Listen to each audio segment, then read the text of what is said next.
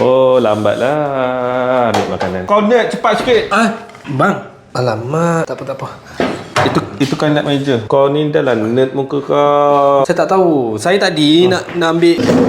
Kau main sini. Bang. Duduk. Kau duduk. Kau tahu tak aku siapa? Aku brother, aku gangster, Mat. Saya tak sengaja bang. Abang dekat sangat bang. Saya orang jemput saya datang kenduri bang. Ya, lepas tu habis kau ingat aku datang tak ada orang jemput. Kau rumah jemput juga. Tahu. Aku mau tamatkan hidup kau, Kang. Kau Kang dah tak ada, Kang, hidup kau. Bang, settle cara baik tak boleh ke bang? Kau nak apa? Kau nak settle baik macam mana? Bang maafkan saya. Maafkan. Kau ingat hari raya?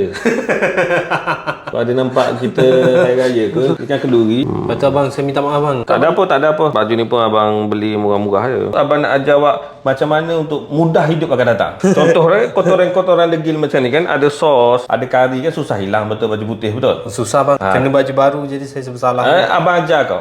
Kau tunggu sekejap. Abang tukar baju lah sebab abang nak ajar, nak bagi kau ilmu. Abang ustaz ke bang?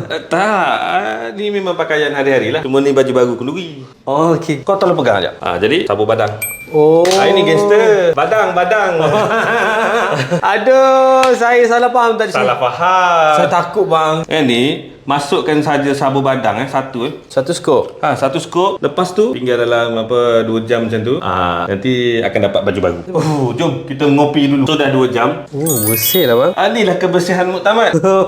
Saya nak bagi tahu abang saya pasal ni. Nak bagi tahu pasal apa? Pasal ni Sabu badang. gangster, sabun badan ni. Bagi tahu abang, jangan sebut pasal gangster. Cakap pasal kebersihan tu muktamad je. Perkataan gangster tu ramai orang salah faham. Nanti kan dia cari saya pula. Tak lain pula. Padahal kita cerita pasal membersih. Okey, faham. Tu gangster tak payah sebut lah. Gangster jangan sebut. Gangster pukul semua tu nerd jangan sebut. Terima kasih banyak bang.